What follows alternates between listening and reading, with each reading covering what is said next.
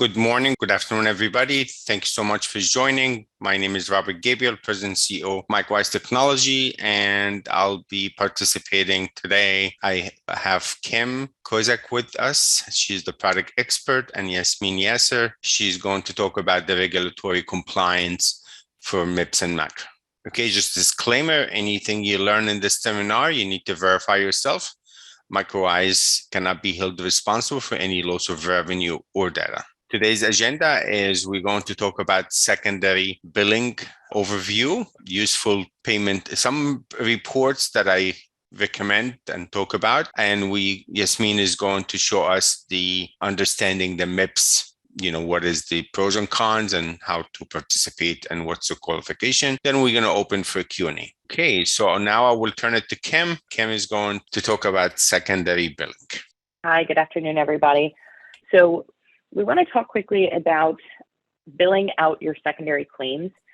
So there are a couple things about this that are very important. We want to make sure that we're billing our secondary claims out to make sure that we're capturing all of the revenue that we can from the insurance carriers. And there is quite a difference depending upon which types of carriers you're billing to. So we do have, if we're billing to Medicare as our primary, we want to make sure that all of those claims are getting to our secondaries. So some of them will cross over automatically from Medicare, and some of them will have to be manually billed if it does not have that complementary crossover. And then apart from that, we have commercial plans to commercial plans. So those ones would need to be sent out as well. And, this is one of those things where not every practice is always sending out or making sure that their secondaries are going out. And there's quite a bit of money that ends up being left on the table in that instance.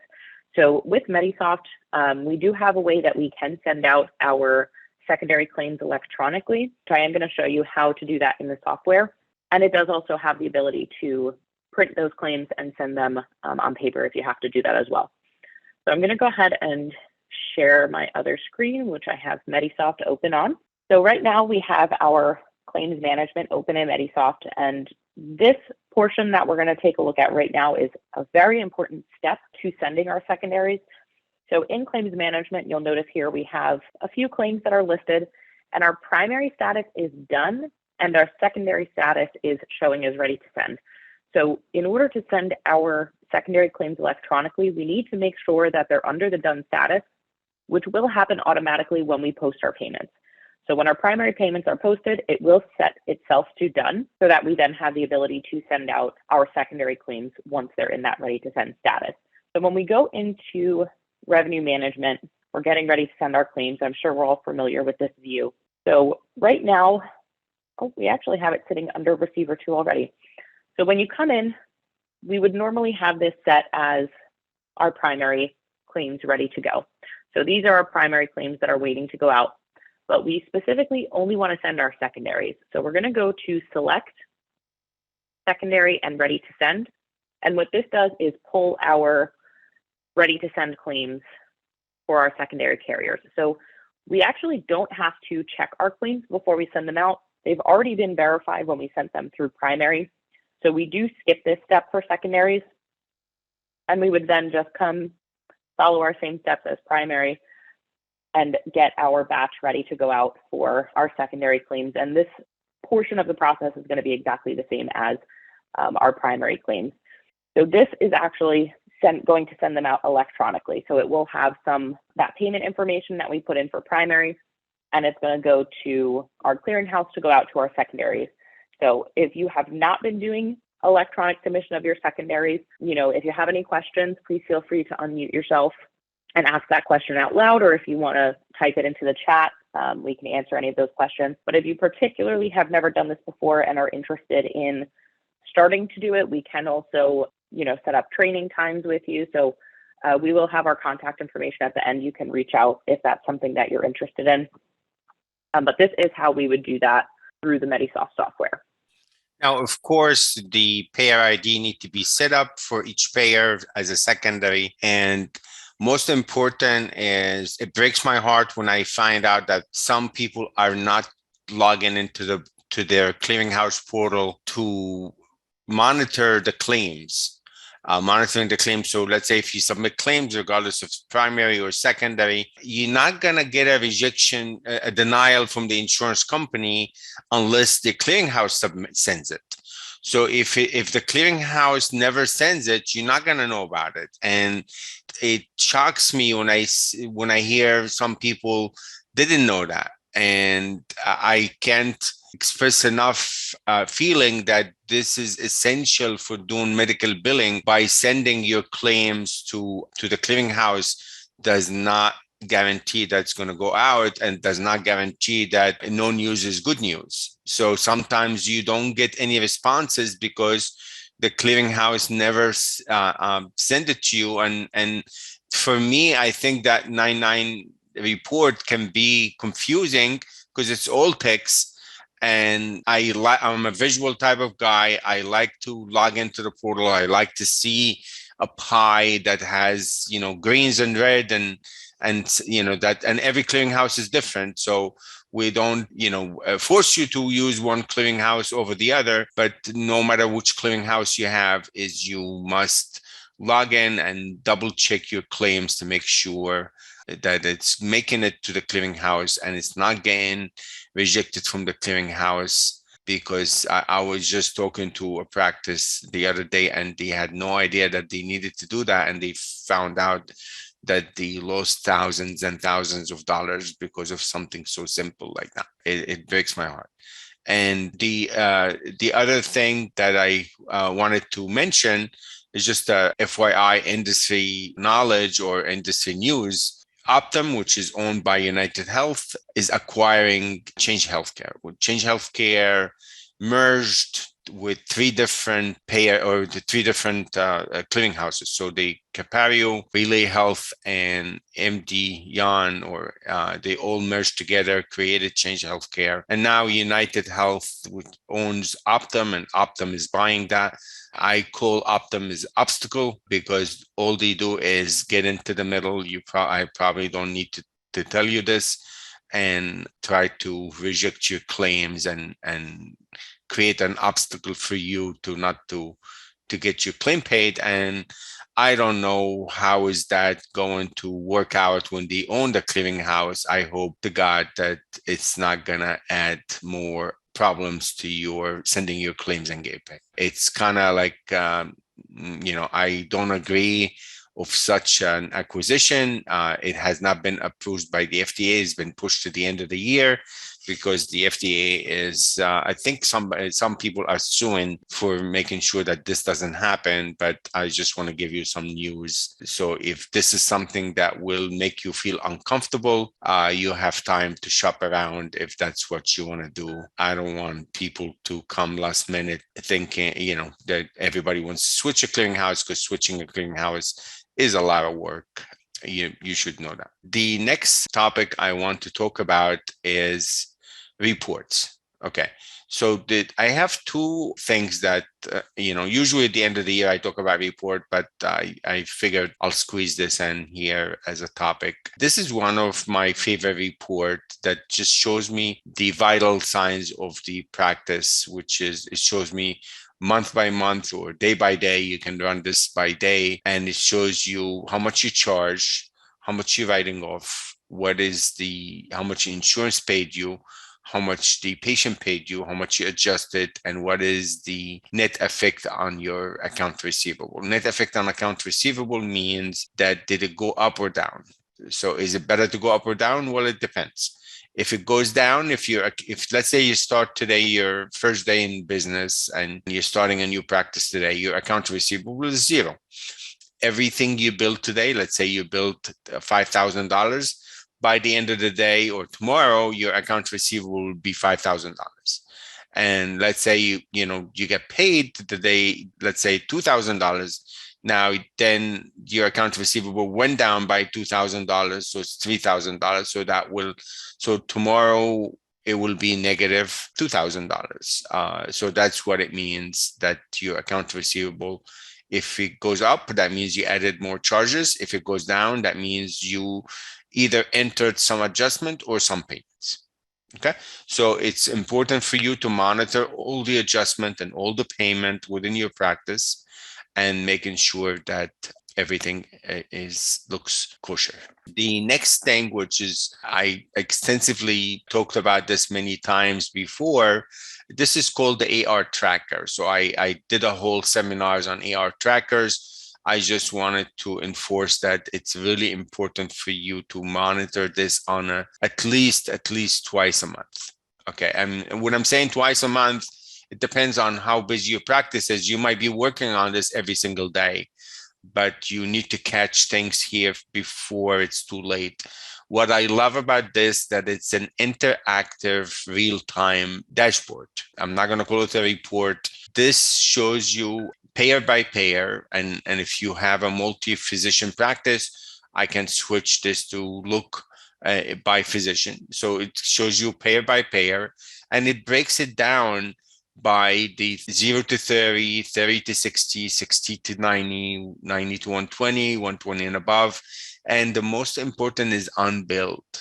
So if there's, for whatever reason, you're holding on claims because of maybe a deductible season, or you're holding on claims because somebody was doing a filter and the filter bypassed some claims from going out. I see that a lot. And that's another thing that breaks my heart, that people, when they're submitting, they use a filter, and you don't need to send claims using a filter. You should be sending all the claims that need to go out. But this at least will catch if anything that didn't go unbilled. So the unbilled columns, it should be only for the things that were entered recently, or for whatever reason, things that you have on hold. Then it will give you the AR total, what's your total account receivable aging. And in each category, each payer, it will show you how many claims in each category. That's the claim count. Then assign means if you run a larger operation where you have more than one biller, let's call each one of them as an agent, and that each agent could be assigned to certain claims. So you can give all the Medicare to Susan, or you can give by dollar value. And what I love so much about this function, or this utility, it's interactive. Interactive means I can sort. So I'm going to share my screen, and I'm going to play with that. This is here the provider level that I was talking about. I'm switching here to an insurance level. So I can sort here by age total. So I can get my highest amount all the way on top. So I see here that AmeriGroup is my largest, and it's all above 120, which is, I hope nobody has something look that high. And now I can drill down by double clicking on one of the categories. So this will show me all the patients that within that category. So I have Christopher and I have Taylor. Christopher has 5 claims, 2 assigned, 3 unassigned, and Taylor has 2 claims. So let's find out what's happening with Christopher. I see here that the patient went to collection, so I can just drill down and see everything is happening, all the claims, and I see here there's notes. So I can actually right click and read the note that's been happening. So every day somebody writes something, then I have it here logged in here. So that's very important, that I can see, or I can show my boss or my doctor or my client how hard I'm working on this claim, because I'm logging everything. Because some people might be thinking that you only go after low-hanging fruit and you don't make any calls, or you not working so hard. But this will show you, and even prove it to yourself, of all the effort that you might have put on a claim. So it's really important to be logging things here, and you can set a reminder for yourself. So I did a lot of recording that's very detailed about AR trackers. And just a reminder, if you're using the Medisoft Cloud, you do get my full online academy for Medisoft at no additional charge, where it has interactive exercises, and it has quizzes, and it has very detailed training on all the topics of Medisoft. So if you are in the cloud with us, Medisoft, you can actually get my academy training at no additional charge. But if you're not and you wanted to access that, just let me just show you where it is. So it's MedisoftRCM101.com, and this is the academy. So if you don't have the cloud, you can actually enroll for, I believe it's $395. And if you do have the cloud, you get all of this at no charge. And you can just, it's a very nice course. It took me many months, almost a year, to put this together. It has video training, it has interactive exercises, and it has quizzes. So if you have a new employee that wants to get trained, or if you want to get trained yourself, you can do this. Now I'm going to turn it back into Yasmin now.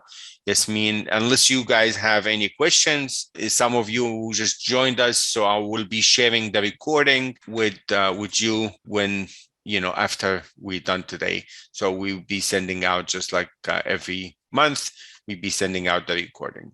So without any further ado, Yasmin, she handles the compliance department for MicroWise, and she's going to talk today about how to become MIPS compliant. Yasmin, it's all yours. Hello, everyone. Thank you so much for joining us today. Thank you, Robert. So today we're going to have a brief idea about the traditional MIPS. So let's begin. So first, we're going to check the agenda for our meeting today. We're going to first see what is MIPS, what is the definition of MIPS, and what does the term stand for. Then we're going to look through how to check for your eligibility and see whether you are eligible for MIPS or not. Afterwards, we're going to take a quick look on the traditional MIPS categories, which are the categories you will be reporting on if you are eligible for the MIPS reporting. And finally, we're going to see how Medisoft would actually help you in reporting and would make your reporting process smoother. All right. So first, before we begin, you might have heard the two terms MIPS and macro used interchangeably, and this might have got you a bit confused. So let's clear this a bit. Macro is the original program that has various pathways belonging to it, and MIPS is one of them. But since MIPS is the most common pathway that most practitioners report on, so these days you might hear the two terms MIPS and macro be used interchangeably, so don't get confused by that. MACRA is a term that stands for the Medicare Access and Chip Reauthorization Act of 2015, and it is a bipartisan legislation signed into law on April 16 of 2015. As we mentioned, there are various pathways for the MACRA. First, we've got the traditional MIPS, which we are discussing today, and we've got also the alternative payment models pathway. This is very common, but the traditional MIPS is more common and more clinicians report on it. And finally, we've got the MIPS value pathways. This is a new pathway that is going to launch next year by QPP. All right, so let's dive into the eligibility part. First, you got to check to see if you belong to any of the following clinician types. So they are as follows. If you are a physician, including doctors of medicine, osteopathy, dental surgery, dental medicine, podiatric medicine, optometry, osteopathic practitioners, chiropractors, physician assistants, nurse practitioners, clinical nurse specialists, certified registered nurse anesthesists, physical therapists, occupational therapists, clinical psychologists, qualified speech language pathologists, qualified audiologists, registered dietitians or nutrition professionals, and the two newly added this year are clinical social workers and certified nurse midwives. If you belong to any of those clinician types, then you gotta proceed to step number 2, which is first you gotta check if you were enrolled as a Medicare provider before January 1 of 2022. If yes, then you gotta check the next question, which is, do you exceed the low volume threshold either as an individual or as a group? So what is the low volume threshold? It defined as you bill more than $90,000 for Part B covered professional services under the physician fee schedule, and you see more than 200 Part B patients, and you provide more than 200 covered professional services to Part B patients. So notice I said and, not or. So you gotta be eligible for these three criteria to meet the low volume threshold. And finally, you gotta not be a qualifying alternative payment model participant. This is the other pathway we mentioned from the previous slides. It is defined as you receiving at least 50% of Medicare Part B payments, or you see at least 35% of Medicare patients through an advanced APM entity. Okay, so if you pass with these two steps, then you are eligible for MIPS reporting. You gotta know that there are two methods of reporting, either as an individual or as a group. As an individual, you will be reporting on your own. And as a group, you will be reporting with other practitioners using the group MPI. If you pass all the mentioned criteria, you are eligible for individual reporting. If you pass all the criteria except the low volume threshold criteria, then you will be eligible for the group reporting. If you find yourself not eligible for either the individual reporting or the group reporting, you can still opt in for reporting if you have all the criteria met without the low volume threshold, but you exceed one or two of the low volume threshold criteria. For example, you bill more than 90,000 and you see more than 200 Part B patients, but you don't provide more than 200 covered professional services to Part B patients, then you can still opt in for reporting. All right. So this is for the science behind the eligibility. How to check it yourself, the super easy way. You gotta visit the qpp.cms.gov website, and in there you can find that box that you see here on the slide that says check your participation status. In that box, you gotta insert your MPI number and then click on check status. When you click on check status, the result will show either you are eligible for individual reporting or as a group. And if you are eligible for both will be highlighted in green. If you are eligible for just one of them, you will be have one of them only highlighted, which is the group reporting. All right. So this is for the eligibility. If you found yourself eligible for reporting, you got to know how does the scoring for MIPS work. So the MIPS scoring covers the whole performance year. So if you're reporting for the year 2022, the score you get will be based on your performance on MIPS throughout the whole year, starting January 1 and until December 31 of the year 2022. And according to your performance, you will get granted either an incentive or a deduction. And this incentive or deduction would be given to you 2 years after the performance year. So for the year 2022, you would be granted the payment adjustment in the year of 2024. The payment score is as follows from 0 to 100. And it's consistent of points. So if you score below 75 points, you get a deduction. If you score the 75 points, you get a neutral payment adjustment. And if you score 75.01 and higher until 100, you get positive payment adjustment. If your score is between 0 to 18.75, then you get the full -9 payment adjustment. If you score from 18.76 to 74.99, you get a deduction varying from -9 and 0. And the 75 points would get you neither an incentive nor a deduction. You just get the neutral payment adjustment.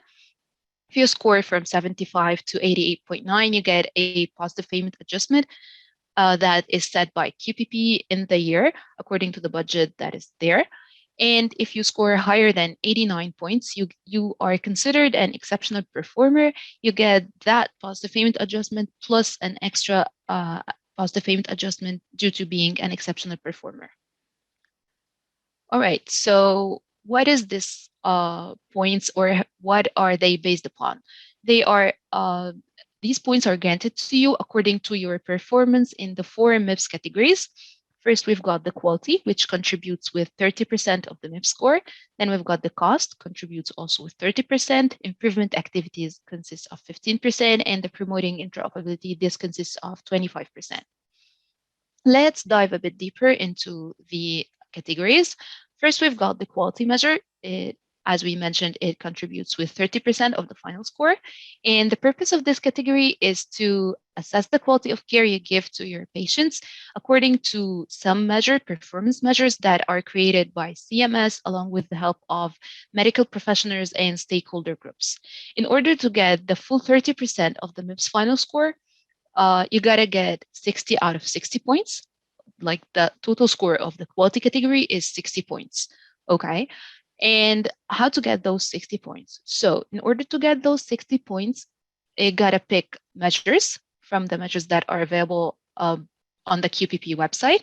You gotta pick only 6 measures, and each of these measures has a score from 0 to 10 points. According to your score on those measures, you get a score in the category. If you get 10 out of 10 in each of the measures, then you get 60 out of 60 in the quality. When you pick the measures, make sure that one of them is either an outcome measure or a high priority measure. And also, you will have to collect the data for the measures you pick for the whole 12 months period from starting January 1 and until December 31. And also, QPP released that, of course, it's more favorable to pick the data for all the patients for each that meet the criteria for each of the measures, but QPP released that you can get the data for at least 70% of the patients that qualify for each measure, and this would be acceptable. All right, so how to pick your measures? When you go to the QPP website, you will find that there are a total of 200 quality measures available. In order to pick the measures, you got to have some points considered. First, for each measure you pick, you got to make sure that it has a benchmark. What does a benchmark stand for? As I told you, each of the measures has a scale from 0 to 10 points, and according to your performance, you get granted points. If you pick a measure that has no benchmark, then even if you put in all the work and you do everything that is required from you, you will get only 3 points. So it's very important to choose measures that only have a benchmark. And also, each of the measures you pick, you got to make sure that you see at least 20 cases during the year that are related to this measure. And finally, to make your life way easier, the measures you pick got to be easily embedded in your workflow to not have to do any extra work.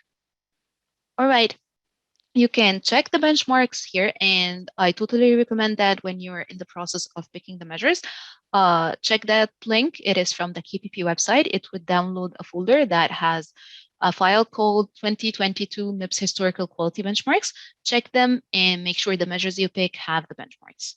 All right, this is for the quality category. Moving on to the promoting interoperability, that contributes with 25% of the MIPS final score. The purpose of this category is to improve the patient access to their health information, improve the exchange of information between healthcare providers, and also to improve the systemic collection and analysis of the healthcare data through the measures that we will talk about in a bit. In order to report for this measure, you got to make sure that you have a 2015 edition certified electronic health record technology, which of course Medisoft is. And you got to pick any 90 days of the year, 90 consecutive days of the year, and report the promoting interoperability during that time frame. So unlike the quality, for the quality, you got to report the data for the whole year. But for the promoting interoperability, you can just collect the data for only 90 consecutive days, any 90 consecutive days of the year. All right. So since QPP realized that this category is not so easy for a lot of practitioners to report on, they decided there is an automatic reweighting for this category that can be done for some of the practitioners. And when this happens, when the reweighting happens, the score for this category gets moved to the other MIPS categories, to the quality, cost, and improvement activities. Okay, so if you find yourself in any of these clinician categories, then you will get the automatic reweighting on the QPP. Or if you belong to any of those special statuses, I gotta just note that this year, the small practices is newly added as a special status where you would get an automatic reweighting. And small practice is defined as a practice that contains less than 15 practitioners. Also note that if you still want to report on the promoting interoperability category, you can still do so. And when you report the data, when you submit the data at the end of the year, the automatic reweighting would then be canceled. All right. So what are the measures of this category? First, we've got measures related to e-prescribing. This relates to the electronic prescription of medications done through your certified electronic health record technology. Then we've got the health informational exchange. This is related to the transition of care between providers. It aims to ease the process of transition of care by sending and receiving information about the patients you transfer care for. Then we've got provider to patient exchange. This is related to the patient portal where the patients get access to their health information. And finally, we've got public health and clinical data exchange. This is related to you participating in public health registries or the clinical registries in your state. Okay, so moving on to the improvement activities category. This one contributes with 15% of the final score, and the purpose of it is to improve the care you give to your patients when you choose these activities you will be reporting on. And you got to know that this category is like the promoting interoperability. You can only pick 90 days of the year, but they got to be 90 continuous days in the year and report the category on them. So the promoting interoperability and the improvement activities are only required for 90 days of the year, unlike the quality, which is required for the whole year. All right. And to get the maximum score in this category, you got to score 40 points. So this category is out of 40 points. When you go to the QPP website, you would find a whole lot of measures for you to pick from. Some of them are medium weighted and others are high weighted. In order to get the 40 points, you got to pick either 4 medium weighted categories because each of the medium weighted categories contributes with 10 points. Or you got to pick 2 high weighted activities where each had scored out of 20 points. You can also mix. You can pick 1 high weighted activity and 2 medium weighted. Or if you belong to any of those special statuses, you will get 20 points for the medium weighted activities and 40 points for the high weighted activities. All right. So when you're any of these special statuses, you can pick only 2 medium weighted activities or just 1 high weighted activity, and you would be meeting the required score for the improvement activities category. Finally, we've got the cost. This category contributes with 30% of the final score. And I got to tell you for this one, you don't have to submit any data. QPP does that for you according to the claims you send throughout the year. This category is weighted based on measures. QPP picks the measures that are related to your site and to your work. And according to the measures that are picked, you get scored on a scale from 1 to 10 points on each of the measures. And if you belong, if your practice and your work is related to only one measure, then you will be scored according to that one measure from the measures that QPP provides. If you are relating to more than one measure, then the score will be depending on those measures that are related to you. And if none of the measures in the cost category are related to your practice, then this category would be reweighted. It will get 0% for the cost category, and all its points would move to the other MIPS categories. All right, so this is the information we've got today for the MIPS. You can always find more from visiting the QPP website. You can check the resources there. You will find a huge set of resources available for you to check. And also you can visit our website, microwise.com, and check the section for MACRA and take a look. And if you find yourself needing anything, if you find that there is something you want to ask about, you can always contact us and we will help you. All right, so this is about the MIPS. Let's then see how Medisoft and Lloydtech would help you in the process of reporting. First, for the quality category, you can pick the measures that are related to you, and we will easily customize your system, whereas the measures would be reportable through your Medisoft system, Medisoft clinical system. And in order to make it way easier for you, we will be creating clickable text in your notes for you to click on so that you can easily click on when you see a patient that is relating to the measure. And finally, there are various reports we run for each of the measures to see if any of the patients were not met. If you missed on inserting the data for any of the patients, we can go back and correct it for the missed ones. Then we've got the promoting interoperability category. The Medisoft provides you with the patient portal, which then provides the patients with access to all their health information. Then you meet that part of the promoting interoperability measure. Then we've got the direct messaging in system in Medisoft, which helps you to get connected to other providers to ease the transition of care for your patients. And finally, the availability of the electronic prescription through Medisoft Clinical would provide you with a smooth process of electronic prescription of medications. Then for the improvement activity category, when you pick the measures that are related to you, we will easily customize your system for you to have them and be reporting on them. We will also add them to your notes in the form of clickable text. You can click on and easily report on the patients you see that are meeting the measure. Finally, for the cost category, Medisoft billing system provides you with a smooth experience for you to bill your patients and send your claims so that then QPP can easily give you the score you deserve and you worked really hard for throughout the year. So this is all I've got today regarding the MIPS. If you have any questions, feel free to unmute yourself and ask me. And of course, if you need any help, you can always contact us at Microwise, and we will help you pick the measures that are most relatable to you. We will help you determine your eligibility, see if you are required to report or not, and we will make it an easy process for you. I'll then hand it over to Robert. Thank you so much, Yasmin. Okay, so let's go back to the slide that has the contact information. And okay, so this is my contact information. If you can think of anything you want to discuss now or question, you're welcome to email me or call me direct. I want to thank you so much for taking the time out of your busy schedule. I want to thank you so much for your business. Thank you, Kim. Thank you, Yasmin. Have a wonderful day, everybody. A great day, everybody. Enjoy your day. Thank you.